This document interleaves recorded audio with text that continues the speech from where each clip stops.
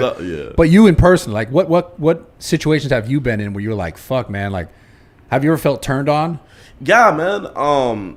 Kind of like during this Twitch situation, and low key right now a little bit, but like, I haven't posted it in a month. Okay. Like while we're recording this, I haven't posted yet on my main. Oh shit. So it's been like a month since I posted, and like, you know, it's people like, oh, Jidion, you fell off, oh, this and that and this and that, and like I just know like old me, it would have just got to me. Like during the summer, I was just running around doing everything like this and that, and like number wise, it was the best it ever been and everything. But happiness wise, like I wasn't happy. Like I just felt like, yo, it's just like I felt like I was just working, you know? Yeah, and getting stuff done. Exactly. And like, you know, this industry, at least for me, it's like I want it to be fun. Like I want it to be memories and stuff like that. But why did you not feel happy?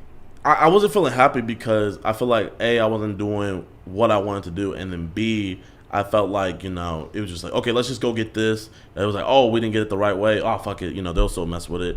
They'll still do numbers and stuff like that. So it's just like a job instead of like, you know what? Nah, man, we could do it the right way. You know, we'll just go do it again this way.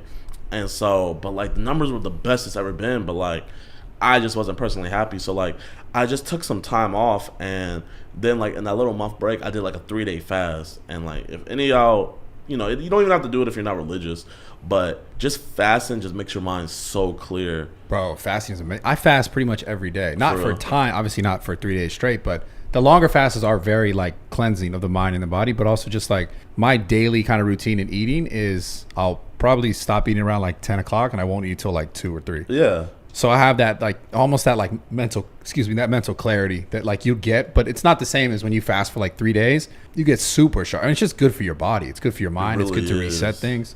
I fully agree with that. Nah, man, like, bro, I felt like I could like literally hear someone folding bread. Like I forgot who said that. I heard someone say that. I think that was Theo Vaughn that said folding bread. Yeah.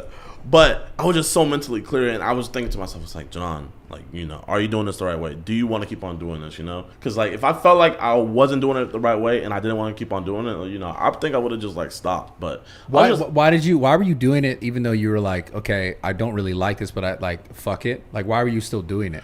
Because it's like when you're doing great and stuff like that, you know, this is a momentum game. Yes. So it's like when you, like, slow it down, you got to keep on going. This is interesting because the people watching this would never understand that because they just see content that you give them. Yeah. But they don't understand that like there is that momentum that the creators understand because like you see it in the engagement and the views. Like you can watch, you know, the analytics on the back end. Yeah. But it's interesting because I think people who are watching this would never have that perspective. So it is important you talk about that kind of stuff because like I think the biggest thing about all this stuff is like people just want to know. And I think why people will make an assumption on like the idea of someone saying you fell off is also so interesting to me because it's like that would be considering that like you just fell on and as if like you didn't work to get to this point and all of a sudden you're gonna just fall off because you like did 2 videos that weren't good because people go like, for example, I'll give you a really clear one. So Nelk did a pod with I think Elon Musk or Andrew Tate and then Elon Musk or something like that, and then they did some other person like you fell off. It's like, bro, like you're not going to interview Elon Musk every fucking episode. But you see, it's like what we were talking about earlier about that dopamine hit. You're just getting nothing but dopamine hits like, oh, bro, you could do nothing wrong. Crazy, It just makes you feel so good. And then you'll have that one comment, you know, just like, damn, you ugly. Or it'll just be something just like out of the blue from everything else. And you'll just be fixated on that one comment. You got these people writing paragraphs of love to you and everything like that. Yeah. But that one comment, it might not even be more than 10 characters. Is like stuck in your head. So it's kind of like when I took that fast and I took that break and everything and I saw everything going on and I saw what everybody was saying and stuff like that, I was just like really realizing it's like, you know, even though I love making people happy, I want to make the best content possible. It's just like for your own mental health, like you can't take too much love in, you know? You're saying like you can't take so much from what the comments or the engagement or the views. Yeah. You can't just because you have a 10 million view video doesn't need to be the thing that brings you joy. It's so hard to differentiate that though. Exactly. I think it more comes down to you like being able to like disconnect from the need of that. You know what I'm saying? And being able to connect more with like what's genuinely making you happy. If you're just making content that you feel like, man, I'm happy about that video, then the idea should be like, fuck it. Because I think how you got successful was because you were just being like, fuck it. Here's some, because you didn't say, I'm going to go make videos and get tons of views. Exactly. Earlier, you literally said, I just made some stuff that I thought was fucking funny or cool. And then you did it. And then people were like, I fuck with this. Yeah. So it's tough as a creator because like I think that's how most start, and then they go, oh, I feel this pressure to continue, and then they start doing things that they don't feel like I've been doing this shit for forever.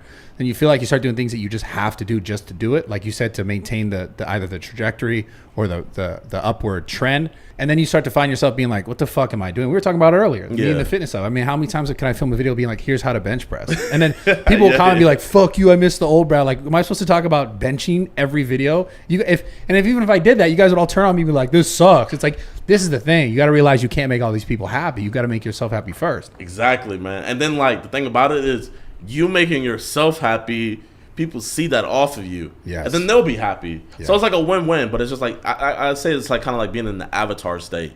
You kind of just have to be in the zen where it's just like, you know, whether it's good or bad happening, you still have your inner peace, you know.